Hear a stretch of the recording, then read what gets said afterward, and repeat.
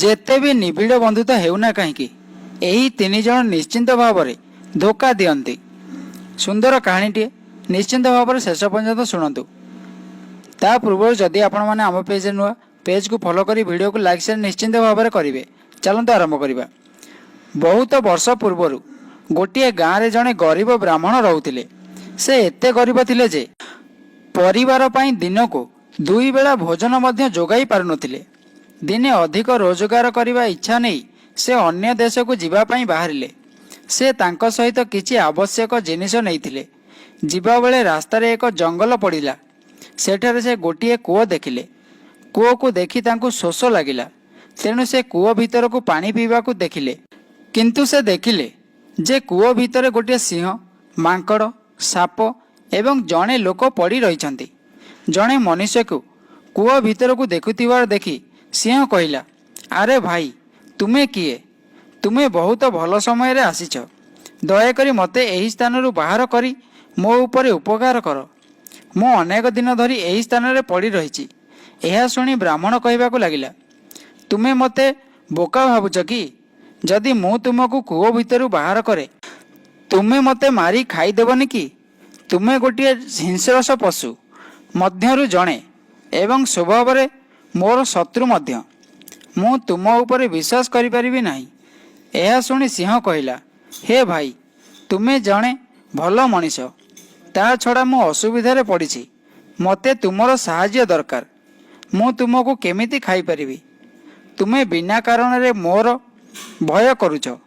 ସିଂହ ବାରମ୍ବାର ପ୍ରାର୍ଥନା କରିବା ପରେ ଗରିବ ବ୍ରାହ୍ମଣର ତାହା ପ୍ରତି ଦୟା ଆସିଗଲା ଏବଂ ସେ ଭାବିବାକୁ ଲାଗିଲା ଯେ ସର୍ବଶେଷରେ ପରୋପକାର ସବୁଠାରୁ ବଡ଼ ପୁଣ୍ୟ ଅଟେ।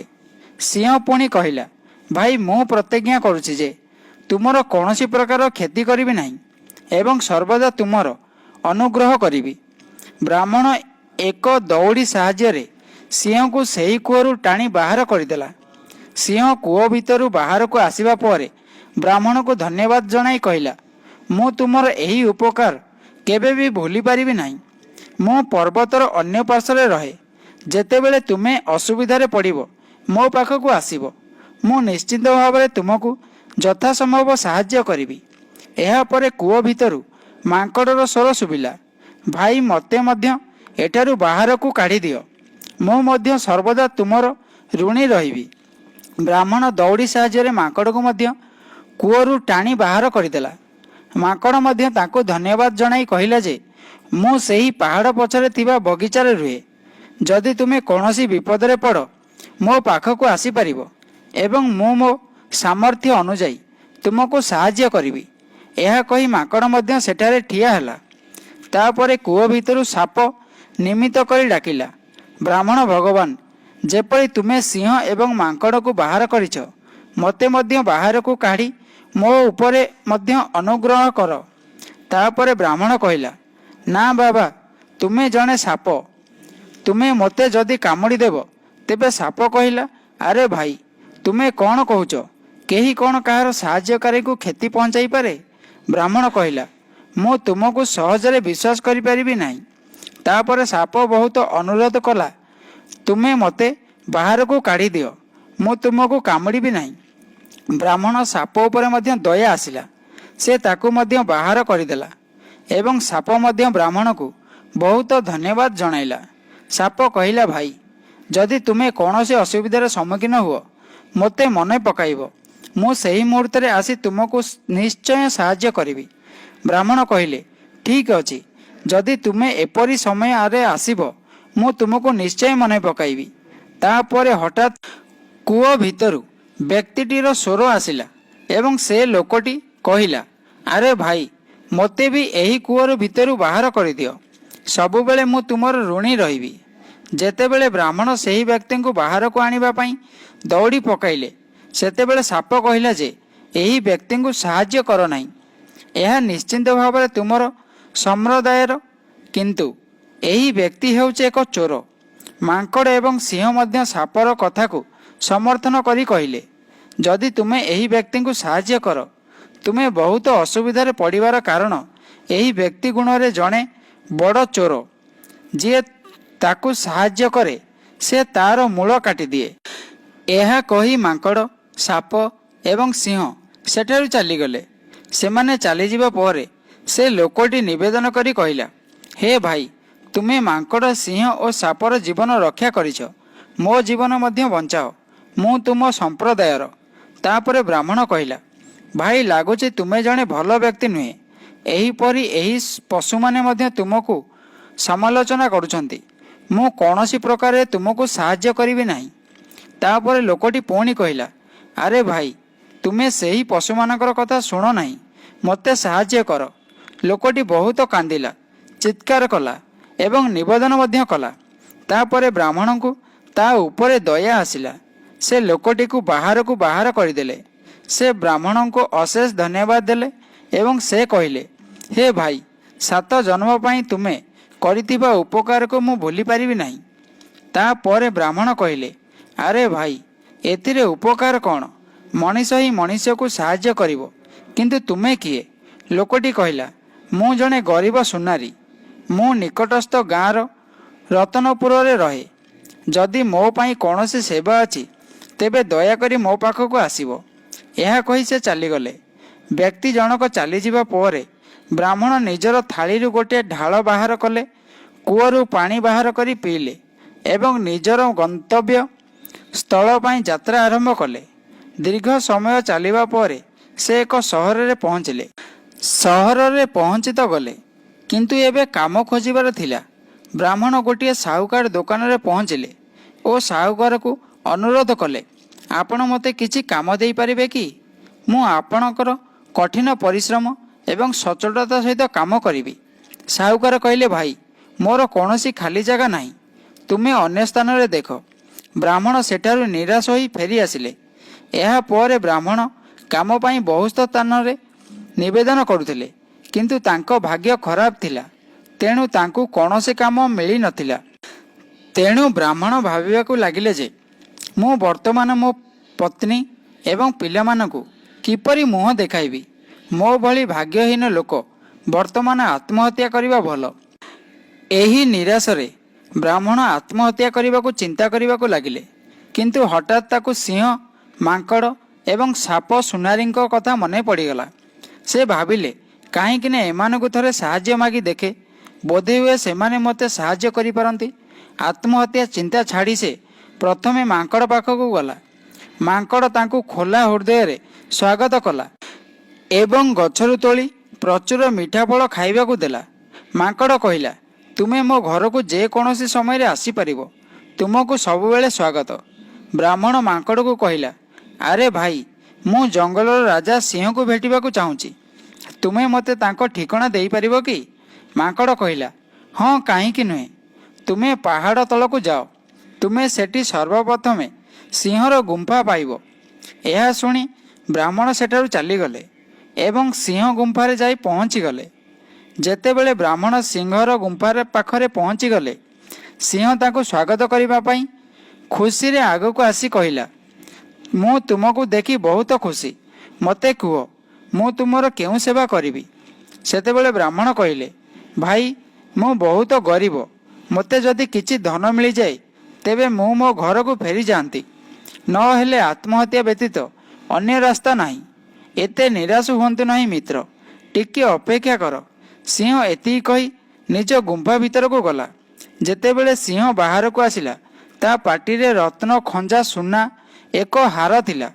ସେ ହାରଟିକୁ ବ୍ରାହ୍ମଣକୁ ଦେଇ କହିଲା, ବନ୍ଧୁ, ଏହି ହାରଟି ବିକ୍ରୟ କରି ତୁମେ ଭଲ ଟଙ୍କା ପାଇବ ଏବଂ ତୁମର ସମସ୍ତ ଦାରିଦ୍ର୍ୟ ଦୂର ହେବ। ସିଂହଠୁ ହାରଟି ନେଇ ବ୍ରାହ୍ମଣ ତାକୁ ଧନ୍ୟବାଦ ଜଣାଇଲା ଏବଂ କହିଥିଲେ ଯେ ତୁମର ପ୍ରକୃତରେ ତୁମର କଥାରେ ପାଳନ କରିଛ। ଏହା କହି ବ୍ରାହ୍ମଣ ହାତ ଧରି ରତନପୁର ଆଡ଼କୁ ଚାଲିଗଲା। ରାସ୍ତାରେ ତାର ହୃଦୟ ଆନନ୍ଦରେ ପରିପୂର୍ଣ୍ଣ ହୋଇଥିଲା ଏବଂ ଭାବୁଥିଲେ ଯେ ମୋର ସମସ୍ତ ଯାତ୍ରା ସଫଳ ହେଲା। ଭଲ ଦରରେ ଏହି ହାରକୁ ବିକ୍ରୟ କରିବା ପରେ ମୁଁ ଘରକୁ ଫେରିବି। ମୋ ପତ୍ନୀ ଏବଂ ପିଲାମାନେ ମୋତେ ଘରେ ଦେଖି ବହୁତ ଖୁସି ହେବେ। ହାର ବିକ୍ରିରୁ ଆରମ୍ଭ ବହୁତ ଟଙ୍କା ମିଳିବ। ବର୍ତ୍ତମାନ ମୋତେ ଖୁସିରେ ଦିନ ବିତାଇବାକୁ ବ୍ରାହ୍ମଣ ଚାଲି ଚାଲି ଯିବା ସମୟରେ ଚିନ୍ତା କଲେ ଯେ ମୁଁ ଏହି ହାର ବିକ୍ରି କରିବି ତ କେଉଁଠାରେ ବିକ୍ରି କରିବି। ହଠାତ୍ ତାଙ୍କର ସୁନାରୀ କଥା ମନେ ପଡ଼ିଲା। ସେ ଭାବିବାକୁ ଲାଗିଲେ ଯେ ମୁଁ ତାଙ୍କ ଜୀବନ ରକ୍ଷା କରିଥିଲି ଏବଂ ସେ ନିଶ୍ଚିନ୍ତ ଭାବରେ ମୋତେ ଏହି ବିଷୟରେ ସାହାଯ୍ୟ କରିବେ। ବ୍ରାହ୍ମଣ ରତ୍ନପୁରର ପହଞ୍ଚି ସିଧା ସୁନାରୀ ପାଖରେ ପହଞ୍ଚିଲେ। ସୁନାରୀ ତାଙ୍କୁ ଦେଖି ଖୁସି ହୋଇ କହିଲା, ଆସ ବନ୍ଧୁ, କିପରି ଆସିବାର ହେଲା? ସେ ଉତ୍ତର ଦେଲେ, ମୁଁ ତୁମ ପାଖକୁ କିଛି ଗୁରୁତ୍ୱପୂର୍ଣ୍ଣ କାର୍ଯ୍ୟ ପାଇଁ ଆସିଛି। ତେବେ ସୁନାରୀ କୁହନ୍ତି, ହଁ ବନ୍ଧୁ, ମୋତେ କୁହ, ମୁଁ ତୁମକୁ କ'ଣ ସାହାଯ୍ୟ କରିପାରିବି? ତେବେ ବ୍ରାହ୍ମଣ କହିଲେ, ହେ ଭାଇ, ମୋ ପାଖରେ ଗୋଟିଏ ହାର ଅଛି ଏବଂ ମୁଁ ଚାହେଁ ତୁମେ ଏହାକୁ ଭଲ ମୂଲ୍ୟରେ ବିକ୍ରି କରାଇ ଦିଅ। ବ୍ରାହ୍ମଣ ତାଙ୍କ ଥାଳିରୁ ହାରଟି ବାହାର କରି ସୁନାରୀକୁ ଦେଲେ। ହାରଟି ଦେଖି ସୁନାରୀ ଭାବିବାକୁ ଲାଗିଲେ ଯେ ଏହି ବ୍ରାହ୍ମଣ ଏହି ହାରଟିକୁ କେଉଁଠୁ ପାଇଲେ। ଏହା ରାଜକୁମାରଙ୍କର, ଯିଏ ଶିକାର କରିବା ପାଇଁ ଯିବା ପରେ ଆଜି ପର୍ଯ୍ୟନ୍ତ ଫେରି ନାହାନ୍ତି ଏବଂ ରାଜକୁମାରଙ୍କୁ ସେ ନିଜେ ଏହି ହାର ତିଆରି କରି ଦେଇଥିଲେ। ସେ ଭାବିବାକୁ ଲାଗିଲା ଯେ ରାଜା ଘୋଷଣା କରିଛନ୍ତି ଯେ ଯିଏ ମୋ ପୁଅ ଠିକଣା କହିବ ମୁଁ ତାକୁ ବହୁତ ପୁରସ୍କାର ଦେବି। ତାପରେ ସୁନାରୀ ମନରେ ରାଜାଙ୍କର ଦ୍ୱାରା ଘୋଷିତ ପୁରସ୍କାରର ଲୋଭ ଜାଗ୍ରତ ହେଲା। ପରବର୍ତ୍ତୀ ମୁହୂର୍ତ୍ତରେ ସେ ନିଜ ସ୍ନେହ ବ୍ୟକ୍ତି କରି ବ୍ରାହ୍ମଣକୁ କହିଲା, ହେ ବନ୍ଧୁ, ମୁଁ ନିଶ୍ଚିନ୍ତ ଭାବରେ ତୁମକୁ ସାହାଯ୍ୟ କରିବି, କିନ୍ତୁ ଏହି ବିଷୟରେ ଜଣେ ଭଲ ବଡ଼ ସୁନାରୀ ସହ ପରାମର୍ଶ ନେବା ଦରକାର, ଯାହାଦ୍ୱାରା ତୁମକୁ ଭଲ ମୂଲ୍ୟ ମିଳିପାରିବ।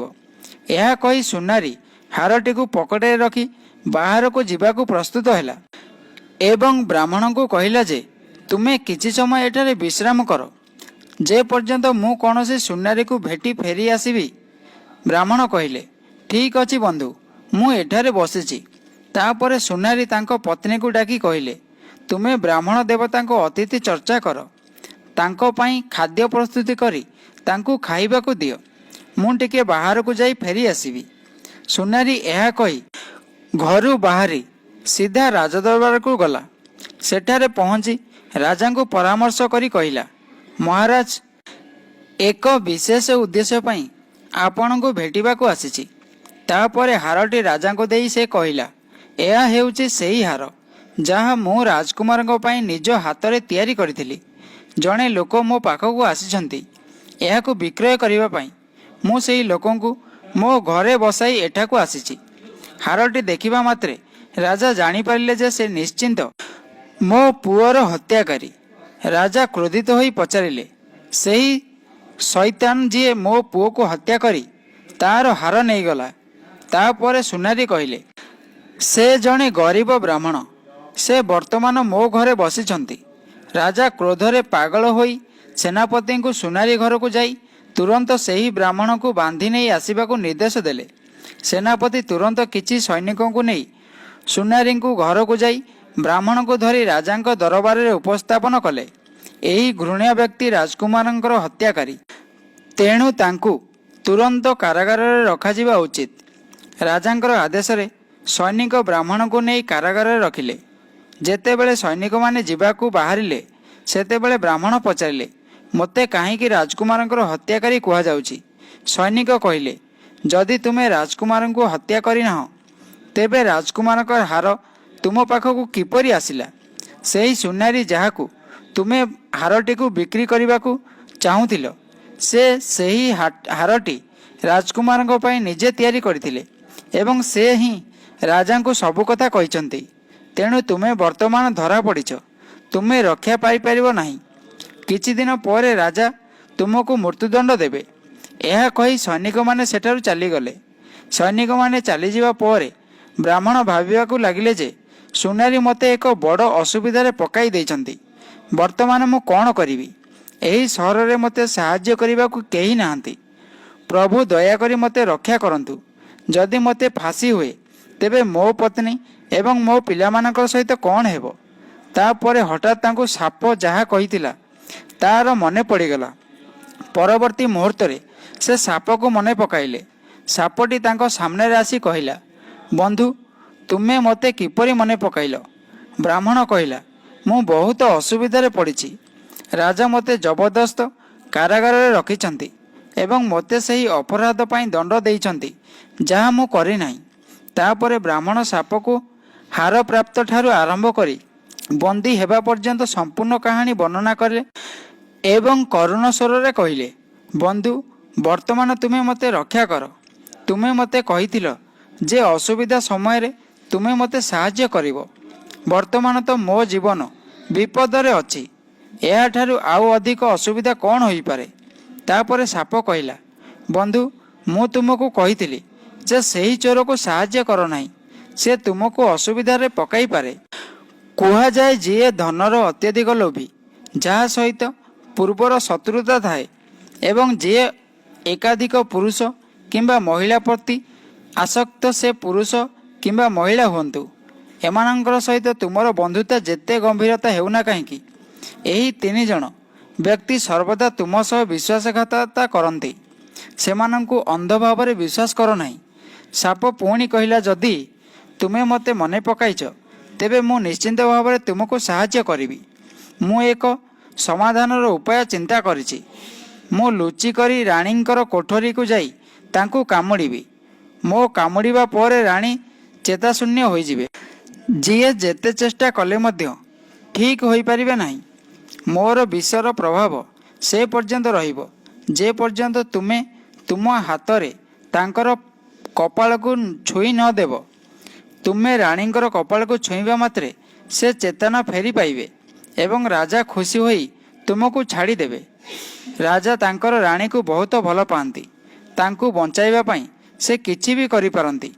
ଏହା କହି ସାପ ରାଣୀଙ୍କର କୋଠରୀରେ ପହଞ୍ଚିଥିଲେ ଏବଂ ରାଣୀକୁ କାମୁଡ଼ି ଦେଇଥିଲେ।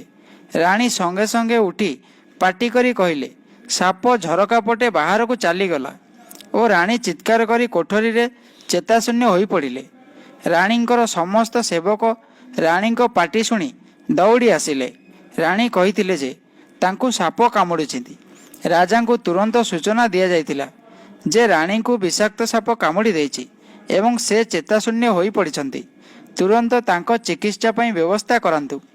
ରାଜା ତୁରନ୍ତ ଜଣେ ସେବକଙ୍କୁ ଡାକି ରାଜବୈଦ୍ୟଙ୍କୁ ଡକାଇଲେ ଏବଂ ସେ ରାଜବୈଦ୍ୟଙ୍କୁ କହିଲେ, ମୋର ରାଣୀଙ୍କୁ ବଞ୍ଚାଇ ଦିଅ। ତାଙ୍କୁ ସାପ କାମୁଡ଼ି ଦେଇଛି। ଯଦି ତାଙ୍କର କିଛି ହୁଏ ତେବେ ମୁଁ ବଞ୍ଚିପାରିବି ନାହିଁ। ବୈଦ୍ୟରାଜ ରାଣୀକୁ ଅନେକ ପ୍ରକାର ଔଷଧ ଦେଇଥିଲେ, କିନ୍ତୁ ରାଣୀଙ୍କର ଚେତା ଫେରି ନଥିଲା। ତାପରେ ବୈଦ୍ୟରାଜା ନିରାଶ ହୋଇ କହିଥିଲେ ଯେ ବର୍ତ୍ତମାନ ରାଣୀଙ୍କର ଚିକିତ୍ସା ମୋ ଦ୍ୱାରା ସମ୍ଭବ ନୁହେଁ। ମୋର କୌଣସି ଔଷଧ ରାଣୀକୁ ଆରୋଗ୍ୟ କରିପାରୁନାହିଁ। ସେ ରାଜାଙ୍କୁ ସହାନୁଭୂତି ଦେଖାଇ କହିଲେ ଯେ ଆପଣ ଅନ୍ୟ ହାକିମ ବା ବୈଦ୍ୟମାନଙ୍କୁ ଡକାନ୍ତୁ। କାଳେ ସେମାନଙ୍କ ପାଖରେ ମହାରାଣୀଙ୍କ ପାଇଁ କୌଣସି ଔଷଧ ଥିବ। ରାଜା ତୁରନ୍ତ ମନ୍ତ୍ରୀ ମହାଶୟଙ୍କୁ ଡାକି ଏକ ଘୋଷଣା କରାଇଲେ ଯେ ଯିଏ ରାଣୀଙ୍କର ଚିକିତ୍ସା କରେ ଏବଂ ତାଙ୍କୁ ଆରୋଗ୍ୟ କରେ, ତାଙ୍କୁ ଇଚ୍ଛା ଅନୁସାରେ ପୁରସ୍କାର ଦିଆଯିବ। ମନ୍ତ୍ରୀ ତୁରନ୍ତ ସମଗ୍ର ରାଜ୍ୟରେ ଘୋଷଣା କରିଥିଲେ। ରାଜାଙ୍କ ଘୋଷଣା ହେବା ମାତ୍ରେ ଅନେକ ହାକିମ ବା ବୈଦ୍ୟ ଆସିଥିଲେ। ବିଭିନ୍ନ ପ୍ରକାରର ଔଷଧ ଦେଇଥିଲେ, କିନ୍ତୁ ରାଣୀକୁ କିଛି ଲାଭ ହେଲା ନାହିଁ ଏବଂ ସମସ୍ତେ ଫେରିଗଲେ। ବିଭିନ୍ନ ପ୍ରକାରର ଔଷଧି ଦେବା ପରେ ସେମାନେ ହାର ମାନିଥିଲେ। ବର୍ତ୍ତମାନ କେବଳ ଭଗବାନ ରାଣୀଙ୍କୁ ଉଦ୍ଧାର କରିପାରିବେ। ହାକିମ ବା ବୈଦ୍ୟମାନଙ୍କର ଠାରୁ ଏହିପରି ନିରାଶଜନକ ଉତ୍ତର ଶୁଣି ରାଜାଙ୍କର ହୃଦୟ ଭାଙ୍ଗିଗଲା ଏବଂ ସେ ତାଙ୍କ ମନରେ ଭୟଭୀତ ହେବାକୁ ଲାଗିଲେ। ହେ ଭଗବାନ, ରାଣୀଙ୍କ ଉପରେ ଏ କିପରି ବିପଦ ଆସିଲା? ଜେଲ କୋଠରୀରେ ଥିବା ବ୍ରାହ୍ମଣ ରାଜାଙ୍କର ଘୋଷଣା ଶୁଣି ସେଠାରେ ଥିବା ରକ୍ଷୀଙ୍କୁ କହିଲେ, ମୋତେ ରାଜାଙ୍କ ପାଖକୁ ନେଇଯାଅ, ମୁଁ ରାଣୀଙ୍କୁ ଆରୋଗ୍ୟ କରିପାରିବି। ରାକ୍ଷୀ କହିଲେ, ଆରେ ବ୍ରାହ୍ମଣ, ଯେତେବେଳେ ସର୍ବୋତ୍ତମ ହାକିମୀ ବା ବୈଦ୍ୟ ତାଙ୍କୁ ଆରୋଗ୍ୟ କରିପାରିଲେ ନାହିଁ, ତେବେ ହତ୍ୟାକାରୀ ହୋଇ ତୁମେ ତାଙ୍କ ପାଇଁ କ'ଣ କରିପାରିବ? ବ୍ରାହ୍ମଣ ପୁନର୍ବାର ଅନୁରୋଧ କଲେ ଯେ ତୁମେ ମୋତେ ଥରେ ମହାରାଜାଙ୍କ ପାଖକୁ ନେଇଯାଅ। ମୁଁ ସତ କହୁଛି, ମୁଁ ରାଣୀଙ୍କୁ ରକ୍ଷା କରିବି। ରକ୍ଷୀ ଏହି ଖବର ରାଜାଙ୍କୁ ଦେଲେ। ରାଜା ସଙ୍ଗେ ସଙ୍ଗେ ବ୍ରାହ୍ମଣକୁ ଡକାଇଲେ। ରାଜା କହିଲେ, ବ୍ରାହ୍ମଣ, ବର୍ତ୍ତମାନ ଶୀଘ୍ର ମୋର ରାଣୀଙ୍କୁ ଠିକ୍ କର। ଯଦି ତୁମେ ମୋ ରାଣୀକୁ ବଞ୍ଚାଇ ପାରିବ ନାହିଁ, ତେବେ ମୁଁ ତୁମକୁ ଏହି କ୍ଷଣି ମୃତ୍ୟୁଦଣ୍ଡ ଦେବି। ବ୍ରାହ୍ମଣ କହିଲେ, ହେ ରାଜା, ମୁଁ ରାଜି ଅଛି। ଏହାପରେ ରାଜା ବ୍ରାହ୍ମଣଙ୍କୁ ରାଣୀ ପ୍ରସାଦକୁ ନେଇଗଲେ। ବ୍ରାହ୍ମଣ ବିଶ୍ୱାସ ସହିତ ରାଣୀଙ୍କର କପାଳରେ ହାତ ରଖିଦେଲେ। ପରବର୍ତ୍ତୀ ମୁହୂର୍ତ୍ତରେ ରାଣୀ ବିଛଣାରୁ ଉଠି ବସିଲେ। ଦେହର ନୀଳତା ଅଦୃଶ୍ୟ ହେଲା। ତାଙ୍କ ମୁହଁ ପୂର୍ବ ପରି ଝଲସି ଉଠିବାକୁ ଲାଗିଲା। ରାଜା କହିଲେ, ରାଣୀ, ତୁମେ ଏହି ବ୍ରାହ୍ମଣଙ୍କର କୃପା ଦ୍ୱାରା ଜୀବନ୍ତ ହୋଇଛ। ତାପରେ ରାଣୀ ଜୀବିତ ହେବା ଖୁସିରେ ରାଜା ବ୍ରାହ୍ମଣଙ୍କୁ କ୍ଷମା କରିଦେଲେ। ତାପରେ ଯେତେବେଳେ ସେ ତାଙ୍କର ପରିଚୟ ପଚାରିଲେ, ସେତେବେଳେ ବ୍ରାହ୍ମଣ ସବୁକିଛି ସ୍ପଷ୍ଟ ଭାବରେ କହିଥିଲେ। ରାଜା ବହୁତ ଧନ ଓ ଟଙ୍କା ଦେଇ ସମ୍ମାନର ସହିତ ବ୍ରାହ୍ମଣକୁ ତାଙ୍କ ଘରକୁ ପଠାଇଥିଲେ ଏବଂ ତାପରେ ସୁନାରୀକୁ ଡାକି ଜେଲରେ ରଖିଥିଲେ। ହର ହର ମହାଦେବ। ଏହି କାହାଣୀଟି ଆପଣଙ୍କୁ ନିଶ୍ଚିନ୍ତ ଭାବରେ ପସନ୍ଦ ଆସିଥିବ। ଯଦି ପସନ୍ଦ ଆସିଥାଏ ଭିଡ଼ିଓକୁ ଲାଇକ୍ ସେୟାର ନିଶ୍ଚୟ କରିବେ। ଜୟ ଜଗନ୍ନାଥ।